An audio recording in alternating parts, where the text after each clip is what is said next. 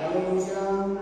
ಇವತ್ತು ನಾವು Bible study 4 ಜೀವಿಗಳ ಬಗ್ಗೆ, ನಾಲ್ಕು ಮೃಗಗಳ ಬಗ್ಗೆ ನೋಡೋಣ. 4 ಮೃಗಗಳಂದ್ರೆ ಏನು, ಎಲ್ಲೆಲ್ಲಿಂದ ಬರ್ತದೆ, ಅವುಗಳ ಗುಣಲಕ್ಷಣ ಏನು, ಅವುಗಳ ಕಾಲ ಏನು, 4 ಮೃಗಗಳನ್ನು ಕುರಿತು ಬೈಬಲ್ ಏನು ಹೇಳ್ತಿತ್ತು. ಪ್ರಕಟಣೆ ಗ್ರಂಥ 12ನೇ ಅಧ್ಯಾಯ, 13ನೇ ಅಧ್ಯಾಯ, 17ನೇ ಅಧ್ಯಾಯ ನಾವು ಇವತ್ತು ಧ್ಯಾನಿಸೋಣ. ಅದ್ರ ಮಧ್ಯದಲ್ಲಿ ನಾವು ಸಂಪೂರ್ಣವಾಗಿ ಪ್ರಾರ್ಥನಾ ಪೂರ್ವಕವಾಗಿ ಕೇಳುವಾಗ ಖಂಡಿತ ಪ್ರಕಟಣೆ ಗ್ರಂಥ ಸ್ವಲ್ಪ ಕಷ್ಟ, ಆದರೆ ಕೇಳಿ ಇಷ್ಟ ಪಡುವಾಗ ನಾವು ಕೇಳಬೇಕು, ಬೈಬಲಲ್ಲಿ ತಿಳ್ಕೋಬೇಕು.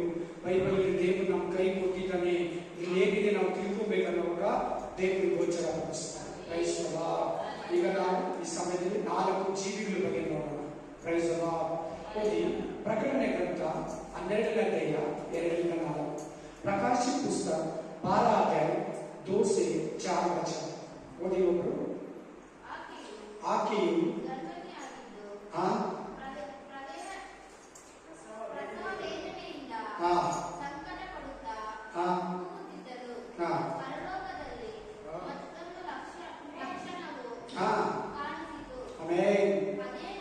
ಅದೇನ ಲಕ್ಷಣ ಅಂದ್ರೆ ಕೆಂಪಾದ ಮಹಾಘಟ ಸರ್ಪವಿತ್ತು. ಅದಕ್ಕೆ 7 ತಲೆಗಳು 10 ಕೊಂಬುಗಳು ಇದ್ದವು.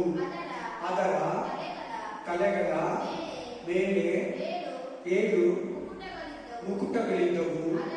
ಅದರ ಬಾಲವು ಆಕಾಶದಲ್ಲಿ ನಕ್ಷತ್ರಗಳೊಳಗೆ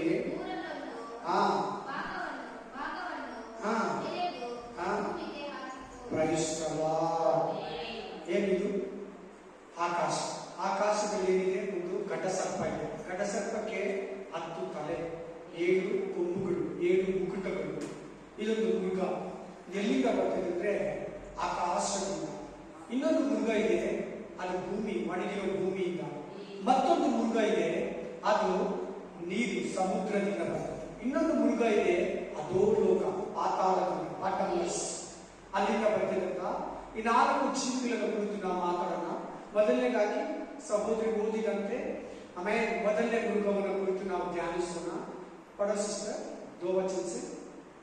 वह गर्भवती हुई और चिल्लाती थी क्योंकि प्रसव की पीड़ा में थी.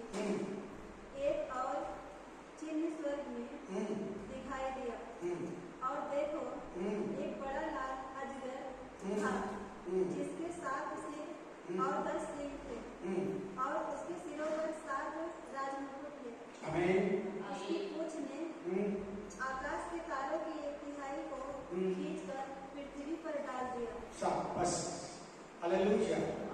ಅದು ಮೃಗ ಇದೆ, ಅದು ಪರಲೋಕ ಅಂತ ಕೊಟ್ಟಿದೆ. ಆಕ್ಚುಲಿ ಆಕಾಶದಲ್ಲಿ ಒಂದು ಮೃಗ ಇದೆ, ಅದಕ್ಕೆ 10 ತಲೆ, 7 ಮುಕುಟ, 7 ಕೊಂಬುಗಳಿದೆ. ಇದೇನಂದ್ರೆ 9ನೇ ವಚನ ಓದಿ. इसमें 9 वचन पढ़ो. 9 ಚಾಪ್ಟರ್ 12. ಭೂಲೋಕದಲ್ಲೆಲ್ಲ ಮರಳುಗೊಳಿಸಿದ ಮಹಾಘಟ ಸರ್ಪನೆಂತಲೂ ಪಿಶಾಚನೆಂತಲೂ ಯಾರಿರೋದು? 2ನೇ ವಚನದಲ್ಲಿರೋದು ಯಾರು? ಸೈತಾನ. ಯಾರವನು? ನಾವು 9 वचन में लिखा वो सातानी, अपवादी है. हालेलूया. ಆ ಘಟ ಸರ್ಪ ಅಂದ್ರೆ ಯಾರು? ಇವಾಗ ಅವನು ಯಾಕೆ ಬಾಲದಲ್ಲಿ ನಕ್ಷತ್ರಗಳನ್ನ ಎಳೆದು ಭೂಮಿಗೆ ಆಗ್ತಾ ಇದ್ದಾನೆ? ಅವನ ತಲೆ ಜಜ್ಜಲ್ಪಟ್ಟಿದೆ. ಅವನ ತಲೆ ಏನಾಗಿದೆ? ಜಜ್ಜಲ್ಪಟ್ಟಿದೆ. ಅದಕ್ಕೆ ಬಾಲದಲ್ಲಿ ಶೇಖರ. ನೀವು ತಲೆ ನೋಡಿದಾಗ ನೋಡಿರ್ತೀರಾ, ಆ ಬಾಲ ಏನಾಗ್ತಾ ಇರ್ತದೆ? ನಿಮ್ಗೆ ಆಗ್ತಾ ಇರ್ತದೆ. ಹಲ್ಲೆಲೂಯಾ. ಅದು ನಕ್ಷತ್ರಗಳಲ್ಲಿ ಒಂದು ಭಾಗನ ಎತ್ತಿ ಭೂಮಿಗೆ ಆಗ್ತಿದೆ. ಮೈನ್ ಸೈತಾನನ ಕುರಿತು ಈ ಮೃಗ, ಇದು ಕೂಡ ಮೃಗನೇ. ಆಕಾಶದಲ್ಲಿ, ಆಕಾಶ ಅಂದ್ರೆ ಯೂದರ ಪ್ರಕಾರ, ಬೈಬಲ್ ಪ್ರಕಾರ 7 ಆಕಾಶ ಇದೆ. ಒಂದು ನಮ್ಮ ಕಣ್ಣಿಗೆ ಕಾಣುವ ಆಕಾಶ, 2 ನೋವನ ಕಾಲದಲ್ಲಿ ಒಂದು ಆಕಾಶ ಇತ್ತು, ಹಾಳಾಯಿತು. 3ನೇದು ಓಝೋನ್ ಪದರ, ಅದು ಹಾಳಾಗಿದೆ. 4 ಪರಲೋಕ, ದೇವರಿರೋ ಜಾಗ, ಅದೊಂದು ಆಕಾಶ. ಇನ್ನೊಂದು ಪರದೇಶಿ, ಪರಿಶುದ್ಧರಿರೋ ಸ್ಥಳ, ಪರಿಶುದ್ಧರು ನಿದ್ರೆ ಮಾಡೋ ಸ್ಥಳ. 6ನೇದು ಆಮೇಲೆ ದುರಾತ್ಮಗಳಿರೋ ಜಾಗ, ಆಕಾಶ, ಅದೊಂದು. 7ನೇದು ಆಮೇಲೆ ಆಕಾಶ ವಿಮಾನದಲ್ಲಿ ಹಾರಾಡೋ ವಿಮಾನಗಳ ಅದೊಂದು ಆಕಾಶ. ಒಟ್ಟು 7 ಆಕಾಶವನ್ನು ಕುರಿತು ಭೂಮಿ ಹೇಳ್ತಿದೆ. Praise the Lord. ಹಲ್ಲೆಲೂಯಾ. ಈ ಘಟಸರ್ಪ ಅಂದ್ರೆ ಯಾರಂದ್ರೆ ಸೈತಾನ, ಪುರಾತನ ಸರ್ಪ. ಅಂದ್ರೆ ಸೃಷ್ಟಿಗಿಂತ ಮೊದಲೇ ಆಕಾಶದಲ್ಲಿ ಭೂಮಿಯಲ್ಲಿ ಅವುಗಳೆಲ್ಲ ಸಮಸ್ತ ಉಂಟಾಗಿದ್ದ ಮುಂಚೆನೆ ಪರಲೋಕದಲ್ಲಿ ಪಿಸಾಚಿ ದೇವರ ಬಳಿಯಲ್ಲಿ ಪಾಪ ಮಾಡಿದ ಮುಂಚೆ ಆರಾಧನಾ ನಾಯಕನಾಗಿ ಆರಾಧನಾ ವೀರನಾಗಿ ಅಲ್ಲಿ ಚೆನ್ನಾಗಿದ್ದ. ದೇವರಿಗೆ ಅಷ್ಟೊಂದು ದೇವದೂತನ ಒಂದು ಗುಂಪು ದೇವದೂತನ ಇವನ ಒಂದು ಇನ್ಚಾರ್ಜ್ ಕೊಟ್ಟಿದ್ದ. ಚೆನ್ನಾಗಿತ್ತು, ಚೆನ್ನಾಗಿ ಆರಾಧನೆ ನಡೀತಾ ಇತ್ತು, ಆರಾಧನೆ ನಡೆಸ್ತಾ ಇದ್ದ. ಒಂದ್ಸಾರಿ ಅಹಂಕಾರ ಬಂತು ಸೈತಾನನಿಗೆ. ನನ್ಗೇನು ಕಡಿಮೆ ಇದೆ, ದೇವರ ಸ್ಥಾನ ಒಂದೇ ಅಲ್ವಾ, ನಾನು ಕೂಡ ದೇವರಾಗೋಣ, ದೇವರ ಜಾಗಕ್ಕೆ ಕೂತ್ಕೊಳ್ಳೋಣ, ದೇವರ ಲೆವೆಲ್ ಹೋಗಿ ನಾನು ಸಿಂಹಾಸನವನ್ನು ಹಾಕೊಳ್ಳೋಣ ಅಂತ ಅಹಂಕಾರವನ್ನು ಪಟ್ಟ ಸೈತಾನ. ಅಲ್ಲಿಂದ ದೊಬ್ಬಲ್ಪಟ್ಟ. ಅದೇ ಈ ವಾಕ್ಯಗಳಿಲ್ಲ ಓದ್ತಾ ಇದ್ದ 9-10ನೇ ವಚನವರೆಗೂ ಅದನ್ನೇ ಕುರಿತು ಹೇಳ್ತಿದ್ದೆ. ನಿಮ್ಮ ಮನೆಗೆ ಓದ್ಕೊಳ್ಳಿ. ಸೈತಾನ ನಾನೇ ಅನ್ನೋದು ಒಳಗಡೆ ಬಂತು. ಏನ್ ಬಂತು ಆಕಾಶದಲ್ಲಿ? ನಾನೇ ಅನ್ನೋದು ಬಂತು. ಪರಲೋಕದಲ್ಲಿ ಇರುವಾಗ ಸೈತಾನಿಗೆ ನಾನೇ ಅನ್ನೋದು ಬಂತು. ಹುಷಾರು, ನೀನಾಗ್ಲಿ ನಾನಾಗ್ಲಿ ನಾನೇ ಅನ್ನೋದು ಮೇವು ಅಹಂಕಾರ ನಮ್ಮನೆ ಬರಬಾರ್ದು. ಹಲ್ಲೆಲೂಯಾ. ನನ್ನಿಂದಲೇ ನಾನು ಸೈತಾನಿಗೆ ಅದು ಬಂದು ದೊಬ್ಬಲ್ಪಟ್ಟು ಈಗ ಎಲ್ಲಿದ್ದಾನಂದ್ರೆ ಭೂಮಿಯಲ್ಲಿ ಮನುಷ್ಯರನ್ನ ಕೆಡಿಸ್ತಾ ಇದ್ದಾನೆ, ಆಕಾಶದಲ್ಲಿದ್ದಾನೆ. ಹಲ್ಲೆಲೂಯಾ. ಇದು ಮೊದಲನೇ ಮೃಗ. ನಾವು ಇವಾಗ 2ನೇ ಮೃಗಕ್ಕೆ ಹೋಗೋಣ. ಓದಿ ಪ್ರಕಟಣೆ ಗ್ರಂಥ 13:2, ರೆವಲೇಷನ್ ಚಾಪ್ಟರ್ 32, ಪ್ರಕಾಶಿತ ಪುಸ್ತಕ 13:2. What is it? जो पशु मैंने देखा वह चीते के समान था और उसके पांव भालू के से और मुंह सिंह का सा था। उस अजगर ने अपनी सामर्थ्य और अपना सिंहासन और बड़ा अधिकार उसे दे दिया। ಆಮೆನ್. ಓದಿ ಕನ್ನಡದಲ್ಲಿ ಫಸ್ಟ್ ಆಗಿ. ಎಲ್ಲಿಂದ? ಸಮುದ್ರ ಅಂದ್ರೆ ಏನು ತಿಳ್ಕೊಂಡಿದ್ದೀನಿ ನಾನು ಮೊದಲಿಂದ. ಸಮುದ್ರ ಅಂದ್ರೆ ಏನು ತಿಳ್ಕೊಂಡಿದ್ದೀನಿ. ಓದಿ ಪ್ರಕಟಣೆ ಗ್ರಂಥ 17:15 ಜನಗಳು, ಜನಸಮೂಹ, ಜನಾಂಗಗಳು ಅಂತ ಬರ್ತಿರ್ತದೆ. ವಿವಿಧ ಭಾಷೆಗಳನ್ನು ಆಡುವವರು ಅಂತ ಮನೇಲಿ ಹೋಗ್ಕೊಂಡು. ಆಮೇಲೆ 17:15 में समुद्र मतलब पानी मतलब आदमी, भाषा, ಜನಾಂಗ. ಹಲ್ಲೆಲೂಯಾ. ಆಮೇಲೆ ಜನಗಳ ಮಧ್ಯದಲ್ಲಿ ಒಂದು ಮೃಗ ಬರ್ತಾ ಇದೆ. ಮೃಗ ಅಂದ್ರೆ ಪ್ರಾಣಿ ಅಲ್ಲ, ಒಂದು ಗೌರ್ಮೆಂಟ್. ಹೇಳಿ ಎಲ್ಲರೂ, ಒಂದು ಗೌರ್ಮೆಂಟ್. ಅದೇನ್ ಗೌರ್ಮೆಂಟ್ ಅಂದ್ರೆ ಆಂಟಿ ಕ್ರೈಸ್ಟ್ ಗೌರ್ಮೆಂಟ್. ಹಲ್ಲೆಲೂಯಾ. ಕ್ರಿಸ್ತು ವಿರೋಧಿ ಗೌರ್ಮೆಂಟ್. ಎಲ್ಲಿಂದ ಬರ್ತಾ ಇದೆ? ಸಮುದ್ರದೊಳಗಡೆಯಿಂದ, ನೀರಿನಲ್ಲಿಂದ. ನೀರು ಅಂದ್ರೆ ಜನಗಳು, ಪ್ರಜೆ, ಕುಲ, ಭಾಷೆಗಳ ಮಧ್ಯದಲ್ಲಿ ನಮ್ಮ ತರನೇ ಒಂದು ತಾಯಿ ಹೊಟ್ಟೆ ಹುಟ್ಟಿರ್ತಾನೆ. ಕ್ರಿಸ್ತು ವಿರೋಧಿ 3.5 ವರ್ಷ ಎಲ್ಲಾ ಮನುಷ್ಯರ ತರ ಇರ್ತಾನೆ. ಉಪದ್ರವ ಕಾಲದಲ್ಲಿ, ಉಪದ್ರವ ಕಾಲ 3.5 ವರ್ಷ ಮುಗಿದ ಮೇಲೆ ತನ್ನ ಉಗ್ರತೆಯನ್ನ, ತನ್ನ ಕೆಟ್ಟತನವನ್ನ, ತನ್ನ ಅಹಂಕಾರವನ್ನ, ತನ್ನ ಅಹಂಭಾವವನ್ನ ಆ ಮೊದಲನೇ ಮೃಗ ಅಂತ ಬರೆದಿದೆ. ಆ ಮೊದಲನೇ ಮೃಗವಾಗಿರೋ ಕ್ರಿಸ್ತು ವಿರೋಧಿ ಅಂದ್ರೆ ಸೈತಾನನ ಮಗ, ಕ್ರಿಸ್ತು ವಿರೋಧಿ, ಸಾತಾನ್ का बेटा, ಆಂಟಿ ಕ್ರೈಸ್ಟ್. ಆಮೆನ್. ಮಸಿಕ ವಿರೋಧಿ. ಕಡೆ ನಾನೇ ಕ್ರಿಸ್ತು ಅಂತ ಹೇಳ್ತಾನೆ. ನಾನೇ ಕ್ರಿಸ್ತು ಅಂತ ಹೇಳ್ತಾನೆ. ಯೂದರು ಅವನನ್ನು ನಂಬ್ತಾರೆ. 3.5 ವರ್ಷ ಅವನನ್ನು ಪೂಜಿಸ್ತಾರೆ. 3.5 ವರ್ಷ ಅವನ ಏನೋ ಮಹಾನ್ ವ್ಯಕ್ತಿ ಅನ್ಕೊಂತಾರೆ. ಹಲ್ಲೆಲೂಯಾ. ಆದ್ರೆ 3.5 ವರ್ಷ ಆದ್ಮೇಲೆ ಇವನು ಮಹಾನ್ ವ್ಯಕ್ತಿ ಅಲ್ಲ, ಇವನು ದೇವರಲ್ಲ, ಇವನು ಕ್ರಿಸ್ತು ಅಲ್ಲ, ಇವನು ಮಾಮೂಲಿ ಪಿಸಾಚಿ ಮಗ, ಸೈತಾನನ ಮಗ ಅಂತೇಳಿ ಅವನನ್ನ ಅಲ್ಲಿಂದ ಕಂಪ್ಲೀಟ್ ದೇವಾಲಯದಿಂದ, ಆಲಯದಿಂದ ಆಚೆ ಕಳಿಸುತ್ತಾರೆ. ಸಮುದ್ರ ಅಂದ್ರೆ ಏನು? ನೀರು, ಜನಗಳು, ಜನಸಮೂಹ, ಕುಲ, ಭಾಷೆಗಳನ್ನು ತೋರಿಸುತ್ತೆ. ಅದಕ್ಕೆ ವಾಕ್ಯ ಪ್ರಕಟಣೆ ಗ್ರಂಥ 17ನೇ ಅಧ್ಯಾಯ 15ನೇ ವಚನ. ಹಲ್ಲೆಲೂಯಾ. ಅದು ನೋಡೋದಕ್ಕೆ ಹೇಗಿತ್ತು? ಅದರ ಕಾಲುಗಳು ಕರಡಿಯ ಕಾಲುಗಳಾಗಿತ್ತು. ಹೇಗಿತ್ತು? ಕರಡಿಯಾಗಿತ್ತು. ಕರಡಿ ಏನನ್ನ ಸೂಚಿಸಿದೆ ಅಂದ್ರೆ ಬೈಬಲ್ ಅಲ್ಲಿ ಕರಡಿ ಅಂದ್ರೆ ಕರಡಿ ಅಲ್ಲ. ಕರಡಿ ಏನ್ ಸಾಮ್ರಾಜ್ಯವನ್ನು ಸೂಚಿಸ್ತದೆ ಅಂದ್ರೆ ಮೇದಿಯ ಪೆರಿಸಿಯ ಸಾಮ್ರಾಜ್ಯ. ಈ ಸಾಮ್ರಾಜ್ಯ ಒಂದು ಪಾರ್ಟ್ ಆಂಟಿ ಕ್ರೈಸ್ಟ್ ಗೌರ್ಮೆಂಟ್ ಅಲ್ಲಿ ಆ ಉಗ್ರತೆ, ಆ ಕೋಪ, ಆ ಅಸಹ್ಯ, ಆ ವಿಗ್ರಹ ಆರಾಧನೆ, ನಾನೇ ದೇವರನ್ನೋದು, ಮನುಷ್ಯನ ಆರಾಧಿಸೋದು, ಕ್ರಿಸ್ತು ವಿರೋಧಿ ಕಾಲದಲ್ಲಿ, ಕ್ರಿಸ್ತು ವಿರೋಧಿಯಲ್ಲಿ ಮೇದಿಯ ಪೆರಿಸಿಯ ಸಾಮ್ರಾಜ್ಯದ ಒಂದು ಪಾಠ, ಒಂದು ಗುಣ ಅವನಲ್ಲಿ ಇರ್ತದೆ. ಅದಕ್ಕೆ ಅಲ್ಲಿ ಕರಡಿಯ ಹಾಗೆ. ನೆಕ್ಸ್ಟ್ ಇನ್ನೊಂದು ಏನಿದೆ ನೋಡಿ, ಚಿರತೆಯ ಹಾಗೆ. ಚಿರತೆ, ಚೀತ, ಪ್ರೈಸ್ ದ ಲಾರ್ಡ್. ಲಪಾರ್ಡ್ ಇಂಗ್ಲಿಷ್ ಅಲ್ಲಿ ಲಪಾರ್ಡ್ ಅಂತ. ಅದೇನು ಚಿರತೆದು? ಸ್ಪೀಡು. ಏನೇನು? ಸ್ಪೀಡು. ಅಲ್ಲೆಲ್ಲೂಯ್ಯ. 3.5 ವರ್ಷದಲ್ಲಿ ಈ ಪ್ರಪಂಚವನ್ನೇ ಕ್ರಿಸ್ತು ವಿರೋಧಿ ಇಳಿತಾನೆ. 3.5 years ಅಲ್ಲಿ. ಬೈಬಲ್ ಹೇಳೋದು ನಾನಲ್ಲ, ಪ್ರಕಟಣೆ ಗ್ರಂಥ, ದಾನಿಯೇಲ ಗ್ರಂಥ ಹೇಳ್ತಿದ್ರೆ 3.5 ವರ್ಷದಲ್ಲಿ ಇಷ್ಟು ದೊಡ್ಡ ಪ್ರಪಂಚಕ್ಕೆ ನಾಯಕನಾಗ್ತಾನಂತೆ. 3.5 ವರ್ಷದಲ್ಲಿ ಈ ಪ್ರಪಂಚದ ಎಲ್ಲರ ಪ್ರೀತಿಯನ್ನ ಕ್ರಿಸ್ತು ವಿರೋಧಿ ಆಂಟಿ ಕ್ರೈಸ್ಟ್ ಗೌರ್ಮೆಂಟ್ ಅಂದ್ರೆ ಸೈತಾನ ಮಗ ಈ ಭೂಮಿಯನ್ನ ರೂಲಿಂಗ್ ಮಾಡ್ತಾನಂತೆ. 3.5 years ಅಲ್ಲಿ, 3.5 ವರ್ಷ. ಯಾರು ಹಿಂಗಿದ್ರೆ ಅಂದ್ರೆ ಅಲೆಕ್ಸಾಂಡರ್, ಗ್ರೇಟ್ ಅಲೆಕ್ಸಾಂಡರ್ 11 ವರ್ಷದಲ್ಲಿ ಭೂಮಿ ಮುಕ್ಕಾಲ್ ಭಾಗನ ಹಿಡಿತಾರೆ. ಅವರನ್ನ ಬೈಬಲ್ ಆ ಸಾಮ್ರಾಜ್ಯದ ಚಿರತೆ ಅಂತ ಹೋಲಿಸ್ತಿದೆ. ಅಲ್ಲೆಲ್ಲೂಯ್ಯ. ಆಮೆನ್. ಹಂಗೆ ಚಿರತೆ ಒಂದು ಸ್ವಭಾವ, ಆ ಗ್ರೀಕ್ ಸಾಮ್ರಾಜ್ಯದ ಒಂದು ಸ್ವಭಾವ. ಕ್ರಿಸ್ತು ವಿರೋಧಿ ಗೌರ್ಮೆಂಟ್ ಅಂದ್ರೆ ಅವನಲ್ಲಿ ಇರ್ತದೆ. ಆ ಚಿರತೆಯಾಗಿ ಸ್ಪೀಡ್ ಆಗಿ ಹೋಗಿ ಪ್ರಪಂಚದ ಜನಗಳನ್ನೆಲ್ಲ ಹಿಡಿದು ತನ್ನ ಕಂಟ್ರೋಲ್ಗೆ ತಗೊಂತಾನಂತೆ. 3ನೇದು ನೋಡೋದಕ್ಕೆ ಅದೇನಿತ್ತು? ಸಿಂಹದ ಹಾಗೆ. ಸಿಂಹ, ಲಯನ್, ಸಿಂಹ ಅಂದ್ರೆ ಒಂದು ಕ್ರೂರವಾದ ಸಿಂಹ, ಭಯಂಕರವಾದ ಅಹಂಕಾರ, ಕೊಚ್ಕೊಳ್ಳೋದು ನಾನೇ, ಒಂದು ಅಹಂಕಾರ, ಅಹಂಭಾವ, ಗರ್ವ, ಆ ಒಂದು ಸ್ವಭಾವ ಕ್ರಿಸ್ತು ವಿರೋಧಿ ಇರ್ತದೆ. ಅಲ್ಲಿ ನೀವು ಓದಿದ್ರಿ, ಕರಡಿಯಾಗಿ, ಚಿರತೆಯಾಗಿ, ಸಿಂಹದ ಹಾಗೆ. ಇದು ಏನನ್ನ ಸೂಚಿಸುತ್ತದೆ ಅಂದ್ರೆ antichrist government. Hallelujah. Praise the Lord. Amen. ಈ 3 ಸ್ವಭಾವ, ಈ 3 ಸಾಮ್ರಾಜ್ಯ ಖಂಡಿತವಾಗಲೂ ಆ ಆಂಟಿ ಕ್ರೈಸ್ಟ್ ಗೌರ್ಮೆಂಟ್ ಆಗಿರೋ ಆ ಕ್ರಿಸ್ತು ವಿರೋಧಿ ಒಳಗಡೆ ಅವನಲ್ಲಿ ಆ ಸ್ವಭಾವ ತುಂಬಿರ್ತದೆ. ಓದಿ ಅದರ ಜೊತೆಗೆ ದಾನಿಯೇಲ 7ನೇ ಅಧ್ಯಾಯ, ದಾನಿಯೇಲ್ ಚಾಪ್ಟರ್ 7.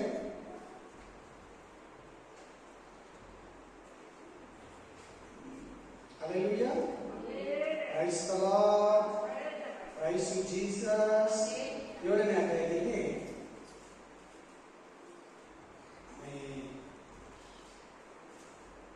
3ನೇ ವಚನದಿಂದ ಓದಿ.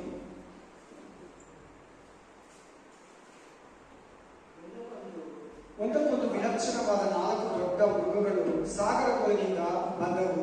ಎಲ್ಲಿಂದ ಬರ್ತಾ ಇದೆ? ಸಾಗರದೊಳಗೆ. ಅದು ಎಲ್ಲಿಂದ ಬರ್ತಾ ಇದೆ? ದಾನಿಯೇಲ್ ಚಾಪ್ಟರ್ 7 ಅಧ್ಯಾಯ 3, 4, 5. ಆ ಮೃಗ ಎಲ್ಲಿಂದ ಬರ್ತಾ ಇದೆ? ಸಮುದ್ರ. ಇದು ಸಮುದ್ರ ಸೇಮ್. ಅಲ್ಲಿರೋದು ಇಲ್ಲಿರೋದು ಒಂದೇ. ನೀವು ಕಾರ್ಲೇಟ್ ಮಾಡೋದ್ರೆ ಸೇಮ್ ಇರ್ತದೆ, ಅದರ ಎಕ್ಸ್ಟೆನ್ಷನ್ ಅಲ್ಲಿ ಇರ್ತದೆ. ಈ ಗೌರ್ಮೆಂಟ್ ಮುಂಚೆನೆ ದಾನಿಯೇಲ್ ಮೂಲಕ ದೇವರು ಬರ್ತಿದ್ದಾನೆ. ಈ ತರ ಒಂದು ಸಿಂಹ ಅಂದ್ರೆ ಸಿಂಹ ಅನ್ಕೋಬೇಡಿ.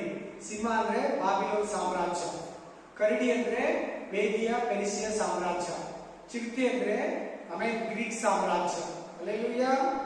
Price the lord. ಅಲ್ವಾ? ಏನು ಅಲ್ಲಲ್ಲ, ಮೃಗಗಳಂದ್ರೆ ಏನು? ಒಂದು ಗೌರ್ಮೆಂಟ್ ಅಲ್ವಾ? 24ನೇ ವಚನ ಓದಿ. ಅದರಲ್ಲಿ 7:24. 10 ಕೊಂಬುಗಳ ವಿಷಯವೇನೆಂದರೆ ಆ ರಾಜ್ಯದಲ್ಲಿ 10 ಮಂದಿ ಅರಸುಗಳು ಉಂಟಾಗುವರು. ನೀವು 10 ಕೊಂಬುಗಳಲ್ಲಿ ಓದಿದ್ರಲ್ವಾ? ಎಷ್ಟು ಕೊಂಬು? 10 ಕೊಂಬು ಅಂದ್ರೆ ಏನು? 10 ರಾಜ್ಯಗಳು. ಹಾಗಾದ್ರೆ ಕೊಂಬಲ್ಲ. ಏನಲ್ಲ ಅದು? ಕೊಂಬಲ್ಲ. ನಾವು ಕೊಂಬೆ ಅಂತ ತಗೊಂಬಾರ್ದು. ಹಲ್ಲೆಲೂಯಾ. ನಾವು ಮುಕುಟ ಅಂದ್ರೆ ಕಿರೀಟ ಅಂತ ತಗೋಬಾರ್ದು. ಕಿರೀಟ ಅಂದ್ರೆ ಅಧಿಕಾರ. ಕಿರೀಟ ಅಂದ್ರೆ ಏನು? ಮುಕುಟ್ का मतलब ಅಧಿಕಾರ. ಆಮೇಲೆ ಕೊಂಬು ಅಂದ್ರೆ ರಾಜ್ಯಗಳು. 10 ತಲೆ ಅಂದ್ರೆ 10 ಸಾಮ್ರಾಜ್ಯಗಳು. 7 ಸಾಮ್ರಾಜ್ಯ. 7 ಅಂದ್ರೆ 7 ಸಾಮ್ರಾಜ್ಯ, 7 ತಲೆ. Praise the Lord. ಓದಪ್ಪ.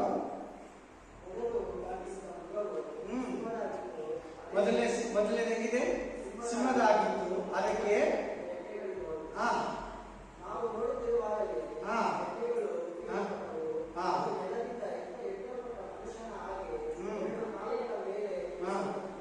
ಮನುಷ್ಯರ ಅದ್ಯಾರಂದ್ರೆ ನಬೂಕದ್ನೆಚ್ಚರ್. ಯಾರನ್ನು? ನೆಬೂಕದ್ನೆಚ್ಚರ್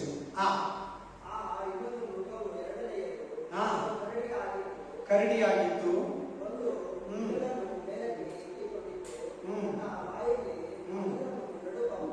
ಮೂರು ಪಕ್ಕೆಲುಬುಗಳನ್ನೇ ಕಚ್ಚಿಕೊಂಡಿತ್ತು.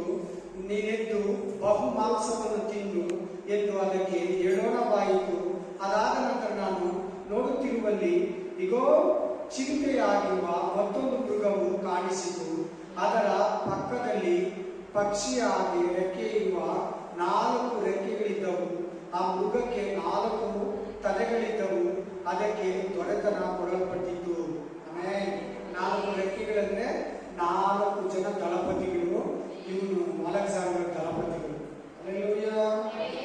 ಆಮೇಲೆ ಚಿಂತೆ ಅಂತಿದೆಯಾ? ಇಲ್ಲಿ ಕರಡಿ ಅಂತಿದೆಯಾ? ಸಿಂಹ ಅಂತಿದೆಯಾ? ಅದನ್ನೇ ಇಲ್ಲಿ ದೇವರು ಬಳಸ್ತಾ ಇದ್ದಾನೆ. ಕ್ರಿಸ್ತು ವಿರೋಧಿ ಸರ್ಕಾರ, ಕ್ರಿಸ್ತು ವಿರೋಧಿ ಗೌರ್ಮೆಂಟ್ ಹಂಗಿರ್ತದೆ. ನೀವು ಅಲ್ಲಿ ಸಿಗ್ಬಾರ್ದಂದ್ರೆ, ನೀವು ಅಲ್ಲಿ ತಪ್ಪಿಸ್ಕೋಬೇಕಂದ್ರೆ ಚರ್ಚೆಗೆ ಬರ್ತಾರೆ. ನೀವೇನ ಪಾಪದಲ್ಲೇ ಇದ್ದು ಪಾಪದಲ್ಲೇ ಜೀವಿಸಿದ್ರೆ ಖಂಡಿತ ಇವ್ರ ಕೈಗೆ ಮಾಡ್ಕೊಳ್ತೀವಿ. ಹಲ್ಲೆಲೂಯಾ. ಭಯಂಕರ. ನೀರು ಕೊಡಲ್ಲ, ಪ್ರೇಯರ್ ಮಾಡಕ್ ಬಿಡಲ್ಲ, ಬೈಬಲ್ ಓದಕ್ ಬಿಡಲ್ಲ, ಚರ್ಚ್ಗಳಿರಲ್ಲ, ಬಿಡಲ್ಲ. ಕೈಯಲ್ಲಿ ದೇವ್ರ ಮಕ್ಕಳಿಗೆ ವಿರೋಧ. ಈಗಲೇ ನೀನು ರಕ್ಷಣೆ ಹೊಂದು, ಈಗಲೇ ರಕ್ಷಣೆ ಪರಿಪೂರ್ಣ ಮಾಡ್ಕೊ, ಈಗಲೇ ದೇವರ ಕಡೆ ತಿರುಗಿಬಿಡು. ಪಾಪಗಳನ್ನು ಬಿಟ್ಟು, ಎಲ್ಲಾ ತಪ್ಪುಗಳನ್ನು ಬಿಟ್ಟು, ಯೇಸು ಸ್ವಾಮಿ ಒಡೆಯನಂತ, ರಕ್ಷಕನಂತ, ದೇವನಂತ ಸಂಪೂರ್ಣವಾಗಿ ವಿಶ್ವಾಸ ಮಾಡು.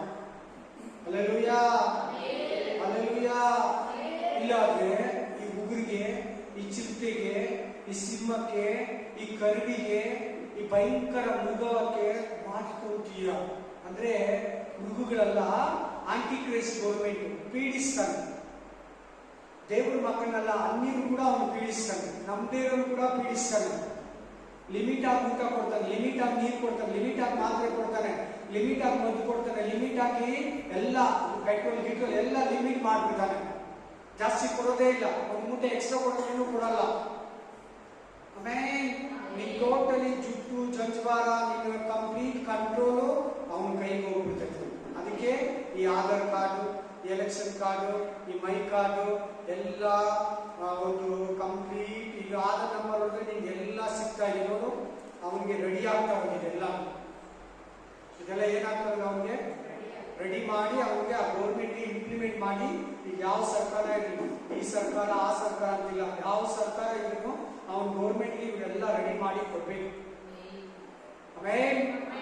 ಹಲ್ಲೆಲೂಯಾ. Praise the Lord.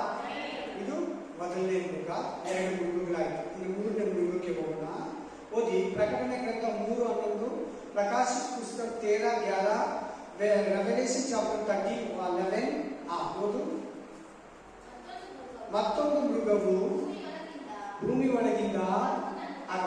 ಇದು ಎಲ್ಲಿಂದ? ಮೊದಲನೇ ಮೃಗ ಫಸ್ಟ್ ವಾಕ್ಯದಲ್ಲಿ ಅಲ್ಲಿಂದ ಇರ್ತದ ಆಕಾಶ, ಪರಲೋಕದಿಂದ. ಮೊದಲನೇ ಮೃಗ ಎಲ್ಲಿಂದ? ಸಮುದ್ರದೊಳಗಿಂದ. 3ನೇ ಮೃಗ, ಮತ್ತೊಂದು ಮೃಗ ಎಲ್ಲಿಂದ ಬರ್ತಾ ಇದೆ? ಭೂಮಿ, ಒಣಗಿರೋ ಭೂಮಿ, ಒಣಗಿರೋ ಭೂಮಿಯಿಂದ ಬರ್ತಾ ಇದೆ.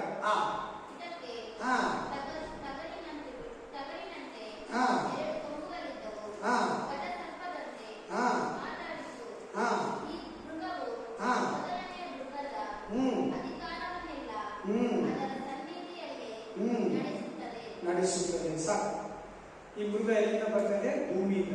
ಇದು ಯಾವ್ದಂದ್ರೆ ಈ ಒಣಗಿರೋ ಮೃಗ. ಎಷ್ಟು ಕೊಂಬುಗಳಿದೆ? ಎಷ್ಟು ಕೊಂಬುಗಳಿದೆ? ಕೊಂಬುಗಳು 2 ಇದೆ ನೋಡಿ. ಅಲ್ಲಿ ಟಗರಿಗಿರುವಂತೆ 2, ಆದ್ರೆ ಟಗರಲ್ಲ, ಘಟಸರ್ಪ. ಬೇಗ ನೈಯೇ ಸಾಪ್. ಹಲ್ಲೆಲೂಯಾ. Sir hallelujah. ಅಂದ್ರೆ ಸೈತಾನನಿಗೆ ಸಂಬಂಧಪಟ್ಟದ್ದು. ಯಾವುದಕ್ಕೆ ಸಂಬಂಧಪಟ್ಟಿದ್ದು? ಸೈತಾನಿಗೆ ಸಂಬಂಧಪಟ್ಟಿದ್ದು. 2 ಕೊಂಬುಗಳಂದ್ರೆ ಒಂದು ನಾರ್ತ್ ಅಮೆರಿಕಾ, ಇನ್ನೊಂದು ಸೌತ್ ಅಮೆರಿಕಾ. 1600 ವರ್ಷ ಆ ಕಡೆ ಕ್ರಿಸ್ತ ಶಕ AD 1600 ಆ ಕಡೆ ಅಮೆರಿಕ ಅನ್ನೋದಿತ್ತು. ಆದ್ರೆ ಕೊಲಂಬಸ್ ಅದನ್ನ ಕಂಡುಹಿಡಿದಿದ್ದು 1600 ವರ್ಷಗಳು ಇರೋವಾಗ. ಅಂದ್ರೆ 420 ವರ್ಷಗಳ ಹಿಂದೆ ಅಮೆರಿಕ ಅನ್ನೋದಿದೆ. ಅದಕ್ಕಿಂತ ಮುಂಚೆ ಅಮೆರಿಕ ಅನ್ನೋದಿತ್ತು, ಅದನ್ನ ಕಂಡುಹಿಡಿದಿರಲಿಲ್ಲ. ಭೂಮಿ ಇತ್ತು, ಒಣಗೋಗಿತ್ತು, ಜನ ಇರಲಿಲ್ಲ. ಏನಿರಲಿಲ್ಲ.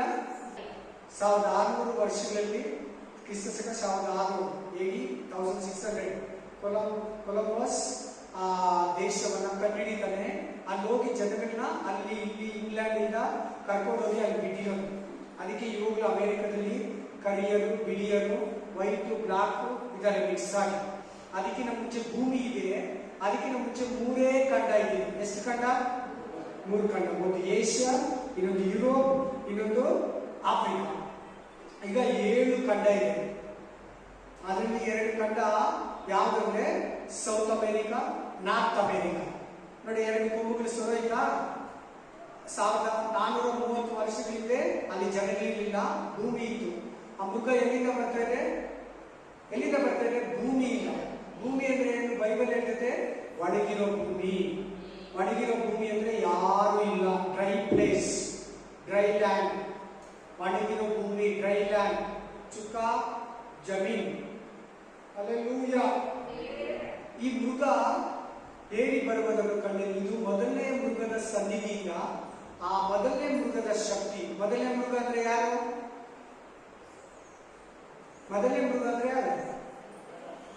ಕ್ರಿಸ್ತು ವಿರೋಧಿ ಆಂಟಿ ಕ್ರೈಸ್ಟ್ ಗೌರ್ಮೆಂಟ್. ಅದರ ಸನ್ನಿಧಿಯಿಂದ ತನ್ನ ಶಕ್ತಿಯನ್ನ 7 ವರ್ಷ ಉಪದ್ರವ ಕಾಲದಲ್ಲಿ ಆಮೇಲೆ ಎಲ್ಲಾ ಜನಗಳನ್ನ ಮರಳು ಮಾಡ್ತಕ್ಕಂತೆ.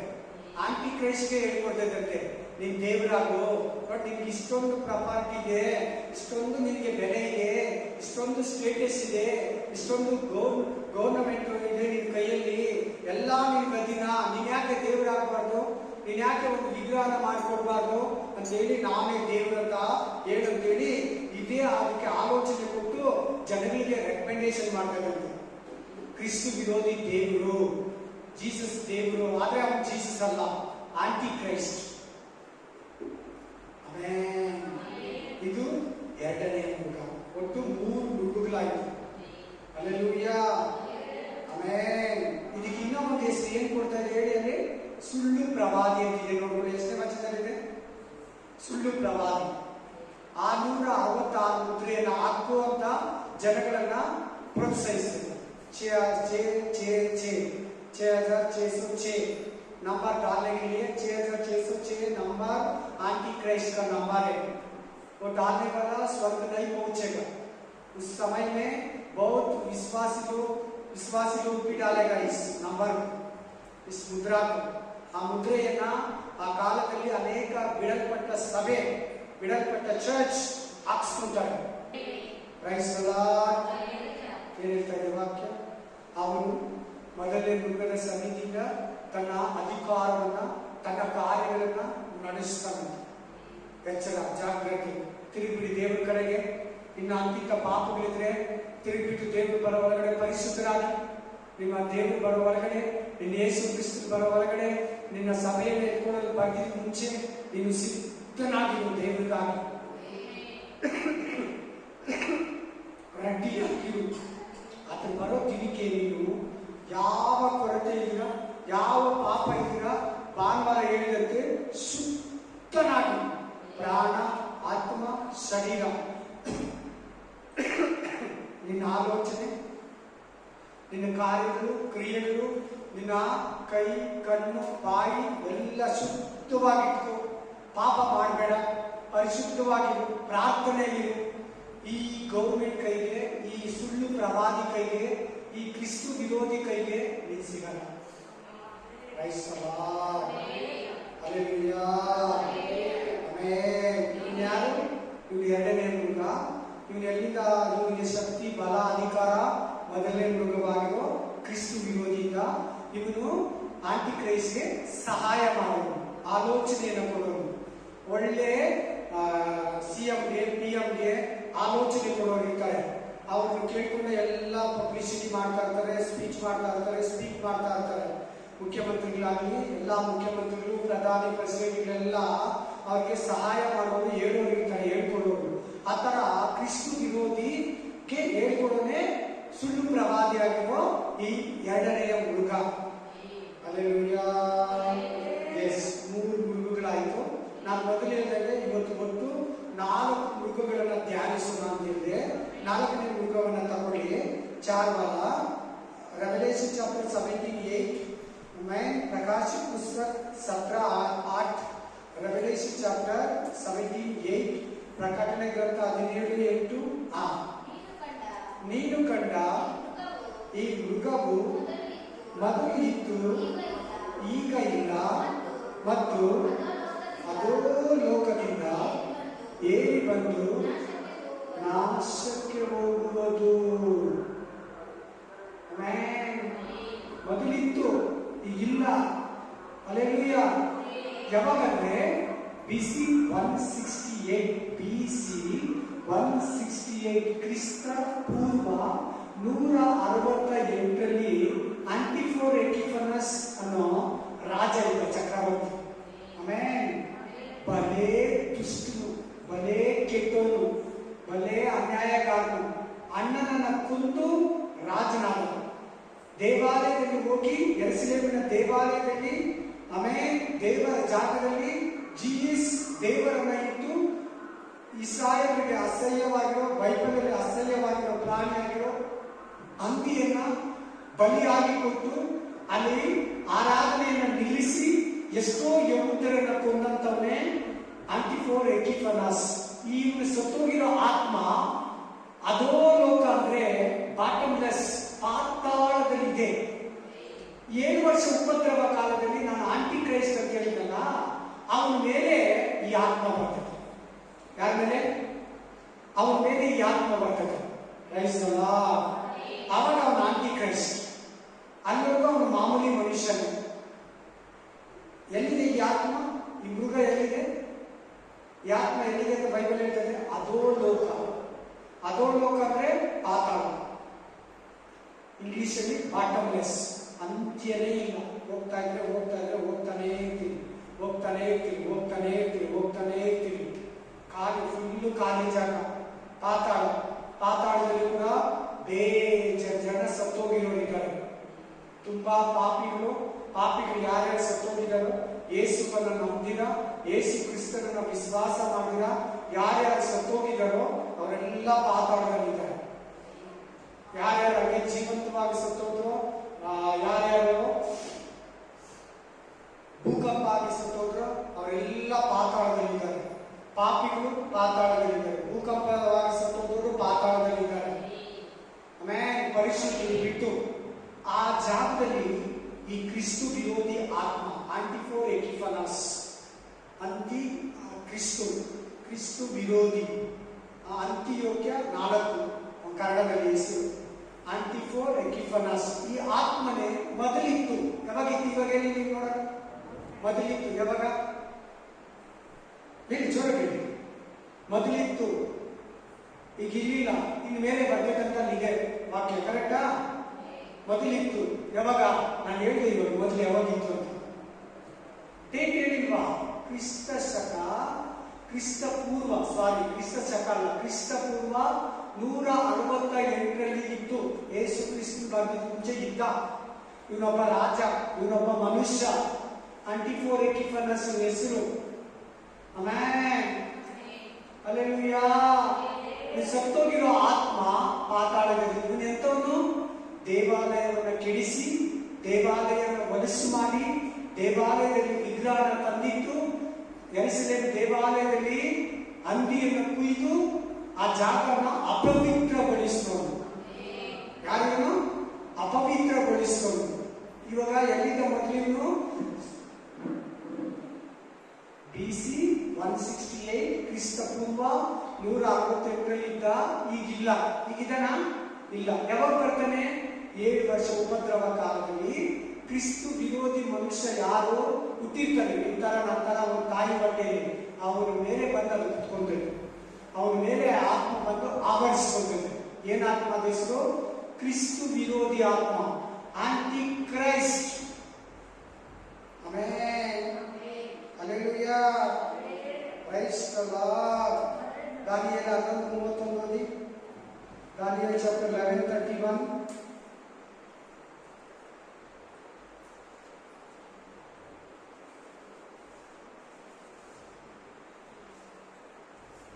ಓದಿ ಪಾಸ್ಟರ್. ಅವನು ಹ್ಮ್ ಕೂಡಿಸುವ ಹ್ಮ್ ಸೈನ್ಯವು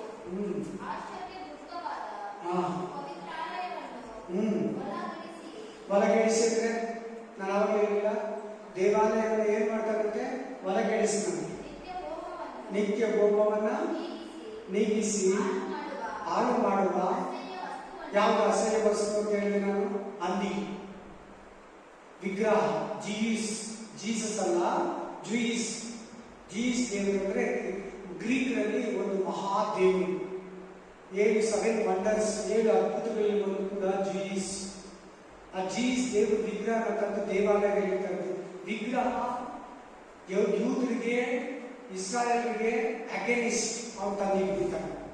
ನೋಡ, ಒಂದೇ ವಾಕ್ಯದಲ್ಲಿ ಎಲ್ಲ ಇದೆ ನೋಡಿ. ಅಸಹ್ಯವಾದ ಹಂದಿ ಇದೆ, ಅಸಹ್ಯ ವಿಗ್ರಹ ಆರಾಧನೆ ಇದೆ. ದೇವರುಗಳನ್ನ ತಂದಿರ್ತಾರೆ, ಆರಾಧನೆಯನ್ನು ನಿಲ್ಲಿಸ್ತಾರೆ. ಆಮೇಲೆ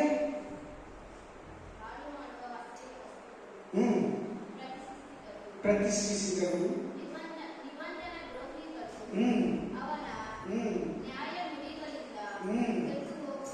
ಇದು ಯಾವಾಗ ನಡೆದಿದೆ ಅಂದ್ರೆ ಕತ್ತಲೆಯ ಕಾಲದಲ್ಲಿ 400 ವರ್ಷ, ಡಾರ್ಕ್ನೆಸ್ ಏಜ್, ಡಾರ್ಕ್ನೆಸ್ ಪೀರಿಯಡ್ ಅಂತ ಆ ಸಮಯದಲ್ಲಿ ನಡೆದಿದ್ದು ಘಟನೆ ಇದು. ಏನಂದ್ರೆ ಆ ಸಮಯದಲ್ಲಿ ಯಾರು ದೇವರು ಯಾರ ಹತ್ರ ಮಾತಾಡಿಲ್ಲ, ದೇವರು ಯಾರ ಹತ್ರ ಮಾತಾಡಿಲ್ಲ. ನಡೆಯೋದನ್ನ ದಾನಿಯೇಲನ ಮೂಲಕ ಬಳಸಿಟ್ಟಿದ್ರು. ಆಮೇಲೆ ಆಗ ಗ್ರೀಕ್ ಸಾಮ್ರಾಜ್ಯ ಈ ಪ್ರಪಂಚವನ್ನ ಆಳ್ತಾ ಇತ್ತು. ಆ ಟೈಮಲ್ಲಿ ಬಂದಂತ ಒಬ್ಬ ರಾಜನೇ ಆಂಟಿಫೋರೆಟಿಫನಸ್, ಅಂತಿಯೋಕ್ಯ 4. ಇವನು ಬಂದು ದೇವಾಲಯವನ್ನು ಕೆಡಿಸಿ, ಆರಾಧನೆಯನ್ನು ನಿಲ್ಲಿಸಿ, ಹಂದಿಯನ್ನು ತಂದು ಕುಯ್ದು, ಜೀಸ್ ವಿಗ್ರಹನ ತಂದು ದೇವಾಲಯದಲ್ಲಿ ಇಟ್ಟು ಅವುಗಳನ್ನ ಪೂಜಿಸಿ ಅಂತೇಳಿ ಅನೇಕ ಯಹೂದ್ಯರನ್ನ ಕೊಂಡ ಈ ಆತ್ಮನೇ ನಾಳೆ ದಿನ ಬರೋ ಕ್ರಿಸ್ತು ವಿರೋಧಿ ಕಾಲದಲ್ಲಿ ಕ್ರಿಸ್ತು ವಿರೋಧಿ ಮೇಲೆ ಆ ಆತ್ಮ ಬರ್ತದೆ. ನೀವೇ ಎಲ್ಲಿಂದ ಬರ್ತೈತೆ ಆ ಆತ್ಮ? ಈಗ ಹೇಳಿ ನೋಡೋದು, ವಾಕ್ಯ ಓದಿದ್ರಿ, ಕೇಳಿದ್ರಿ, ಎಲ್ಲಿಂದ? ಅದೋ ಲೋಕದಿದೆ ನೋಡ್ಕೊಳ್ಳಿ, ಎಲ್ಲರೂ ಅದೋ ಲೋಕದಿದೆ ನೋಡ್ಕೊಳ್ಳಿ. ಎಲ್ಲಿದೆ ಇವಾಗ ಆತ್ಮ? ಅದೋ ಲೋಕದಲ್ಲಿ. ಅದಕ್ಕಿಂತ ಮುಂಚೆ ಯಾವಾಗಿತ್ತು? ಕ್ರಿಸ್ತ ಶಕ 168 ಇತ್ತು. ಯಾವಾಗ ಬರ್ತೈತೆ? 7 ವರ್ಷ ಉಪದ್ರವ ಕಾಲದಲ್ಲಿ. ಹೇಳಿ ಎಲ್ಲರೂ, ಯಾವಾಗ ಬರ್ತದೆ ಅಂತಿದ್ದ? ಮೊದಲು ಯಾವಾಗಿದ್ದ? ಕ್ರಿಸ್ತ ಶಕ 168. ಆಮೇಲೆ ಕ್ರಿಸ್ತ ಪೂರ್ವ ಕ್ರಿಸ್ತ ಪೂರ್ವ 168. ಈಗ ಪಾತಾಳದಲ್ಲಿ ಇದ್ದಾನೆ, ಅಧೋಲೋಕದಲ್ಲಿ. ಯಾವಾಗ ಬರ್ತಾನೆ? 7 ವರ್ಷ ಉಪದ್ರವ ಕಾಲದಲ್ಲಿ. ಯಾರ ಮೇಲೆ ಬರ್ತಾನೆ? ಕ್ರಿಸ್ತು ವಿರೋಧಿ ಮೇಲೆ ಬರ್ತಾನೆ. ಅವಾಗಲೇ ಅವನ ಆಂಟಿ ಕ್ರೈಸ್ಟ್ ಆಗೋದು. ಅಲ್ಲಿ ತನಕ ನಂತರ ಒಂದು ಮನುಷ್ಯ, ಅವನ ತಾಯಿ ಮಗನೇ, ಅವನ ಆಂಟಿ ಕ್ರೈಸ್ಟ್ ಅಲ್ಲ.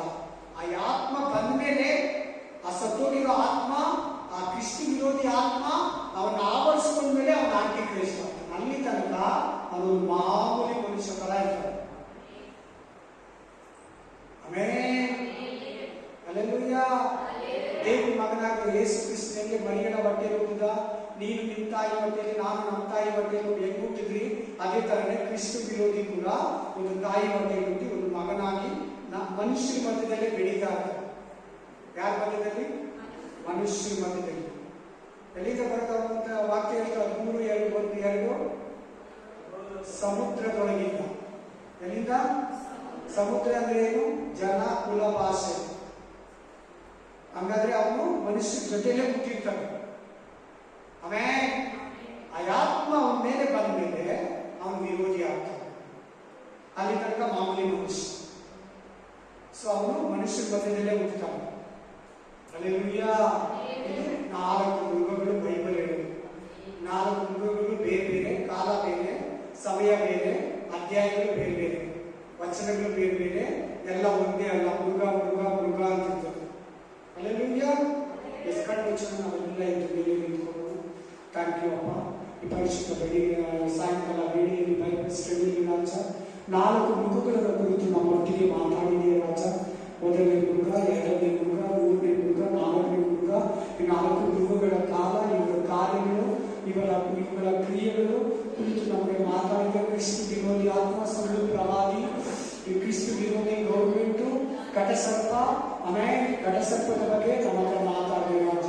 ನಮ್ಮ ಕೂಡ ಮಾತಾಡಿದೆ ಕ್ರಿಸ್ತು ವಿರೋಧಿ ಆತ್ಮ, ಆಮೇಲೆ